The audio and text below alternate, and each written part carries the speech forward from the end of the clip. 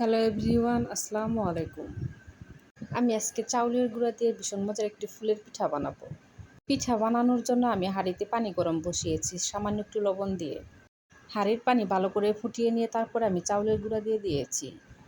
হাঁড়ির পানি ভালো করে ফুটিয়ে নিয়ে তারপরে চাউলের গুঁড়া দিবেন, তাহলে দেখবেন যে চাউলের গুঁড়া ভালোভাবে সেদ্ধ হয়ে গেছে।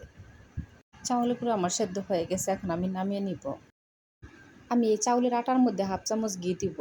আপনাদের হাতের কাছে যদি না থাকে নাও দিতে পারেন, কিন্তু অবশ্যই হাতের কাছে থাকলে ঘি দিবেন। ঘি দিলে দেখবেন যে পিঠাটা খেতে অনেক মজা হয়, আর হাতের মধ্যেও আটা লেগে ধরবে না।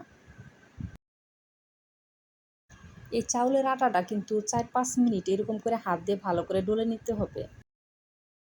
এরকম করে হাত দিয়ে ভালো করে ডলে নিলে দেখা গেছে পিঠা বানাতে অনেক সুবিধা হয়, আর অনেক ফুলবেও অনেক সুন্দর। এখন আমি অল্প করে একটু আটা নিয়ে হাতের মধ্যে ছোটো করে সেমাই পিঠা বানাবো। খুবই সহজ এবং সুন্দর একটি পিঠা। খুব তাড়াতাড়ি এই পিঠা বানানো যায়, আর আপনারা একবার দেখলে এই পিঠা বানাতে পারবেন। আমি কয়েকটা আগে ছোটো ছোটো করে সেই পিঠার মতো করে বানিয়ে নিলাম। এখন আমি বড় করে ফুল বানাবো। আপনারা ফুলটা যে এরকম করে বড় করে বানাতে চান সেইটুকু আটা নিয়ে সেটা হাতের মধ্যে গোল করে নিয়ে এরকম করে হাতের তালুতে চাপ দিবেন। এখন আমি সেমাই পিঠাটা এই গোল অংশের মধ্যে বসিয়ে নিয়ে এক পাশে এরকম করে উপর দিকে উঠিয়ে চাপ দিব। দেখেন কত সুন্দর অপরাজিতা ফুল হয়ে গেল। আমি এরকম করে সব কয়টা পিঠা এক এক করে বানিয়ে নিচ্ছি। আপনারা দেখে তারপরে বানিয়ে নেবেন। আসলে পিঠা কিভাবে বানানো হয় এগুলো তো আর এত বলে বোঝানো যায় না। দেখে তারপরে বুঝে নিতে হবে পিঠাটা কিভাবে বানানো হচ্ছে।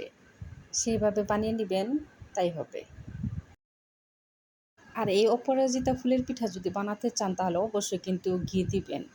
ঘি দিলে এই পিঠা বানাতে অনেক সুবিধা হয়। আমার এই অপরাজিতা ফুলের পিঠা যদি আপনাদের ভালো লাগে অবশ্যই লাইক, কমেন্ট, শেয়ার করবেন।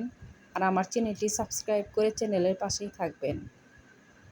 আমি কিন্তু অনেকগুলো পিঠা বানিয়ে দেখালাম। এখন আমি শেষমেশ একটা পিঠা বানিয়ে দেখিয়ে দিচ্ছি, দেখেন কয়েক সেকেন্ডের মধ্যে ফুল বানিয়ে নেওয়া যায়। আমার সব কটা পিঠা বানানো হয়ে গেছে। এই পিঠা ভাজার জন্য এখন আমি কড়াইয়ের মধ্যে তেল দিয়ে দিব। তেল গরম করে নিয়ে এখন আমি তেলের মধ্যে সব কয়টা এক এক করে পিঠা দিয়ে দিব। চুলার জাল মাঝারি আঁচে রেখে তারপরে কিন্তু এই পিঠা ভেজে নিতে হবে।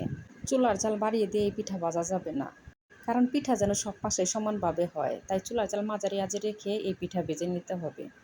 আমার পিঠা ভাজা হয়ে গেছে, এখন আমি উঠিয়ে নেব। বাকি পিঠাগুলো আমি একইভাবে ভেজে নামিয়ে নিয়েছি।